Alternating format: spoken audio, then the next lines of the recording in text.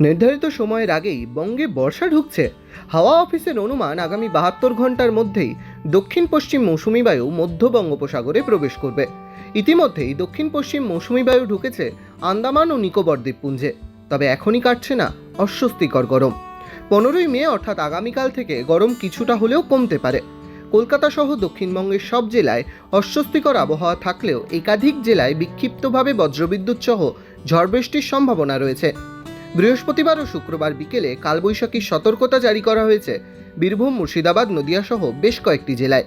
উত্তরবঙ্গে মালদা ও সংলগ্ন এলাকায় চরম অস্বস্তিকর আবহাওয়া থাকলেও তাপপ্রবাহের আর সম্ভাবনা নেই। ভারী থেকে অতি ভারী বৃষ্টির সতর্কতা জারি হয়েছে কোচবিহার, আলিপুরদুয়ার এবং জলপাইগুড়িতে। হাওয়া অফিসের রিপোর্ট অনুযায়ী কিছুদিন তীব্র গরম ও অস্বস্তিকর আবহাওয়া থেকে মুক্তি পেতে চলেছে বঙ্গবাসী। ডাউনলোড করুন এই সময় অ্যাপ iOS ও অ্যান্ড্রয়েডের জন্য।